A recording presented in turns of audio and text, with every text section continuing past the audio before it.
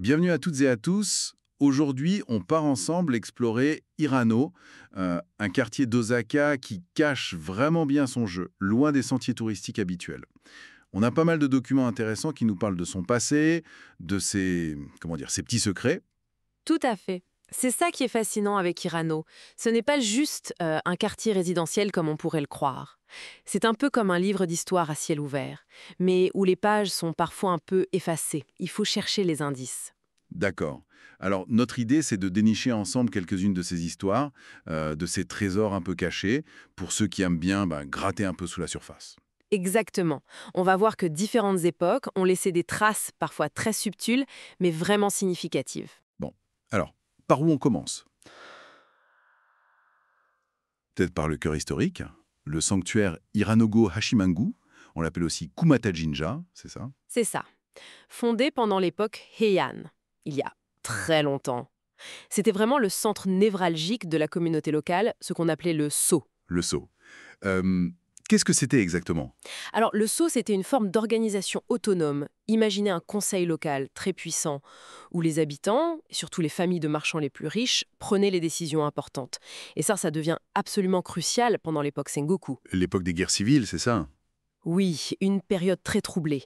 Et là, les marchands de Hirano, comme les familles Sueyoshi ou Hirano, ils avaient accumulé une richesse considérable. Ah oui. Ils étaient si riches qu'ils finançaient les grands seigneurs de guerre de l'époque. On parle de Oda Nobunaga, de Toyotomi Hideyoshi. Il leur prêtait de l'argent en quelque sorte. C'est ça. Et en échange, évidemment, ils obtenaient des avantages, notamment des privilèges commerciaux très importants, le fameux Rakuichi Rakusa. Rakuichi Rakusa, ça consistait en quoi concrètement? En gros, c'était la permission de créer des marchés libres, sans les taxes habituelles, sans le contrôle strict des guildes marchandes qui existaient ailleurs. Ça a été une véritable révolution pour le commerce local.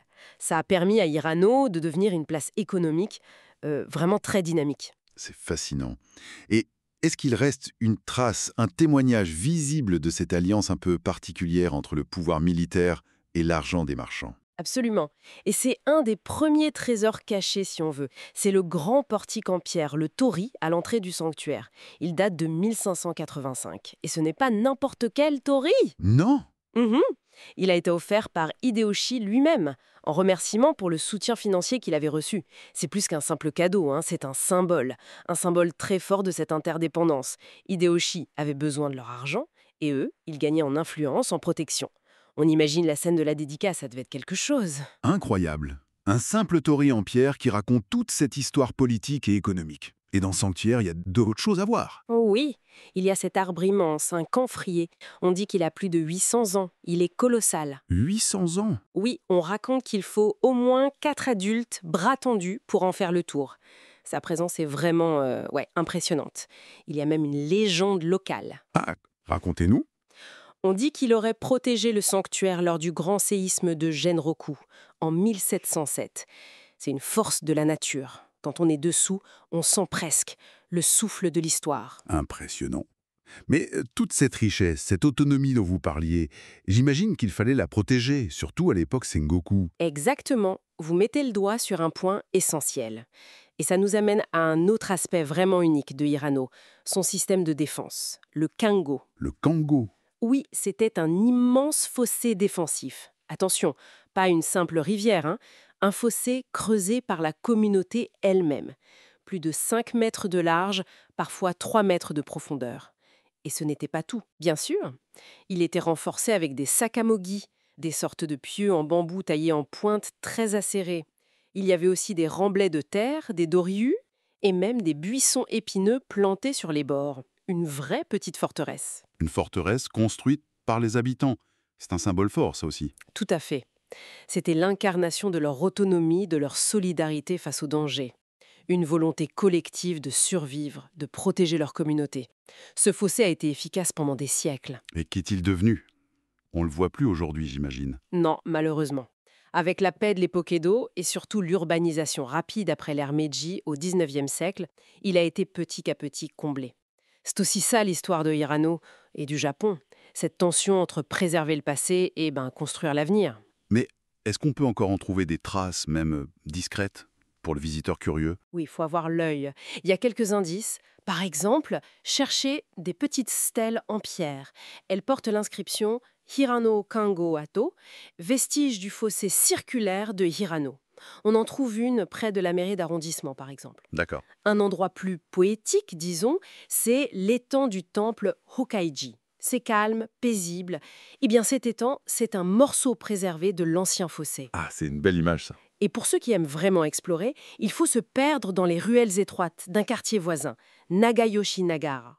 Là, on peut encore voir de tout petits canaux d'eau, des survivances de l'ancien réseau hydraulique lié au Kango. Fascinant. Et un dernier détail plus floral, le parc Hirano est connu pour ses iris. Eh bien, on dit que les ancêtres sauvages de ces iris poussaient sur les berges du Kango. C'est fou comme l'histoire s'inscrit dans les moindres détails du paysage ici. Mais Hirano, ce n'est pas que l'époque Sengoku ou les marchands. L'histoire remonte bien plus loin, non? Ah oui, bien plus loin. Si on fait un bond d'environ 1500 ans en arrière, on arrive à l'époque Kofun. Et là, Hirano abrite quelque chose d'important. Le groupe de Kofun, de tumulus funéraires de Nagara, c'est l'un des plus grands ensembles de ce type dans toute la région du Kansai. Des kofun, ce sont ces grandes tombes en forme de trous de serrure? Parfois oui, mais il y a différentes formes. Ici, on a par exemple le Nishizuka Kofun qui fait quand même 70 mètres de long. Et surtout, on y a trouvé des haniwa très particuliers. Les haniwa, ces figurines en terre cuite qu'on mettait sur les tombes. Exactement. Et à Nagahara, on en a trouvé d'uniques en forme d'oiseau.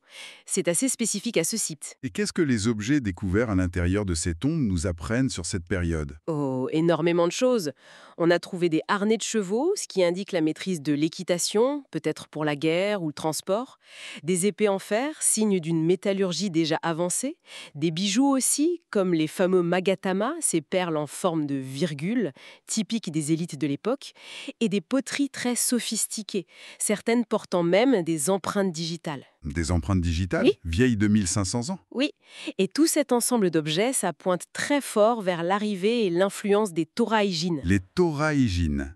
Qui étaient-ils exactement? Alors, les Toraijin, c'était des groupes d'immigrants, venus principalement de la péninsule coréenne, mais aussi de Chine continentale entre le 4e et le 7e siècle environ.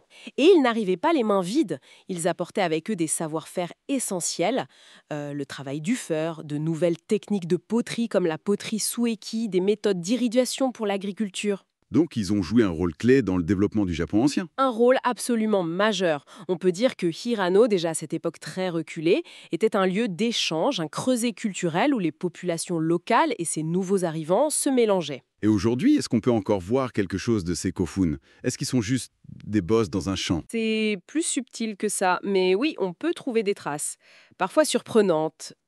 Par exemple, dans l'enceinte du sanctuaire Nagahara, il y a de grosses pierres couvertes de mousse. Oui.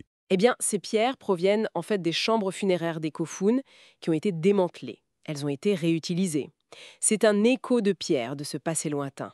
Ah d'accord. Et puis, plus discrètement encore, si on se promène dans certaines zones résidentielles près de Nagahara, il faut chercher les kunmori. Ce sont de petits monticules de terre, souvent couverts d'arbres. Ce sont en fait les restes de Kofun plus petits, qui ont été intégrés au paysage urbain. On en voit par exemple dans le parc Nagahara Nishi. C'est l'histoire qui se fond dans le quotidien. C'est incroyable. Après ce grand voyage dans l'Antiquité, si on revenait à une époque un peu plus proche, disons l'époque Edo, quelle était l'ambiance à Hirano à ce moment-là? Unji, il abrite une statue assez unique, le Kizeru Jizo, un jizo à la pipe. Un jizo. Avec une pipe. C'est étonnant. Quelle est l'histoire derrière ça? C'est une histoire assez touchante en fait. La légende raconte qu'une courtisane nommée Okiku, qui était très malade, a offert sa propre pipe, son kizeru, à la statue du Jizo en priant pour sa guérison. Et ça a marché? Apparemment oui, elle aurait guéri et sa dévotion a lancé une tradition pour le moins inhabituelle. Aujourd'hui encore, les gens viennent prier ce Jizo pour des problèmes de gorge ou de poumons et ils lui offrent des cigarettes. Des cigarettes? Oui, c'est sûr. Des paquets de cigarettes posés en offrande, la statue elle-même avec sa petite pipe et ses paquets autour, c'est une vision assez saisissante. Un vrai trésor caché, pour le coup. C'est sûr que ça doit surprendre. Et côté architecture de l'époque Edo, est-ce qu'il reste des choses à voir? Des maisons traditionnelles peut-être? Oui, absolument. On trouve encore de belles machiyas. ces maisons de ville traditionnelles en bois, longues et étroites. Un exemple particulièrement bien préservé, c'est l'ancienne pharmacie Kaguya. Elle a été fondée au milieu de l'époque Edo. Rien qu'en voyant la façade, on imagine presque l'odeur des herbes médicinales qui devaient s'en échapper. Et à l'intérieur, il y a des choses remarquables? Il paraît qu'il y a un meuble d'apothicaire absolument magnifique, avec une centaine de petits tiroirs pour les herbes. On appelle ça un hyakume-dana. Et il faut aussi remarquer les fenêtres typiques de ces maquillas. Ce sont les mushikomado, des fenêtres avec des barreaux de bois très fins, très élégants. Ça laissait entrer la lumière, tout en préservant l'intimité à l'intérieur. C'est très raffiné. Comment on peut faire aujourd'hui pour s'imprégner un peu de cette atmosphère de l'époque Edo à Hirano, Kéran? Eh bien, déjà, on peut chercher ces vieilles devantures, comme celle de Kaguya. Mais le vrai secret, c'est d'oser s'aventurer dans les roji. Les Roji. Oui, ce sont ces petites ruelles souvent très étroites, un peu sinueuses, qui serpentent derrière les rues principales. C'est là qu'on trouve le plus de machiaya préservées. Certaines sont encore habitées, d'autres ont été transformées en cafés, en petites boutiques d'artisanat. C'est plein de charme. Ça me fait penser un peu au concept de Machigurimo Museum. C'est une idée où le quartier entier devient une sorte de musée vivant. Ah oui? Ah oui, les habitants, les commerçants partagent leurs petits trésors, leur savoir-faire, directement dans leur maison ou leur boutique. C'est une façon très vivante de découvrir l'histoire locale. C'est une super idée, ça. Finalement, Iranos, c'est vraiment une sorte de millefeuille historique. Chaque époque a laissé sa couche, cachée sous la surface de la ville moderne. On est passé des tombes antiques à les défenses médiévales, puis à la puissance des marchands, à la vie plus intime de l'époque Edo. C'est exactement ça. Et ce ne sont pas juste des faits historiques alignés dans un livre. Ce sont des histoires qui sont inscrites dans les pierres, dans la forme des rues, dans un vieil arbre, dans un étang. Des récits qui sont là, qui attendent juste qu'on prenne le temps de les regarder, de les écouter, avec un œil un peu curieux, un peu attentif. Et ça nous amène peut-être à une dernière réflexion. Combien d'autres endroits, peut-être tout près de là où l'on vit, recèlent aussi des histoires aussi profondes, aussi cachées? Quelle narrative pourrait bien émerger si on portait simplement un regard un peu plus attentif à ce qui nous entoure au quotidien?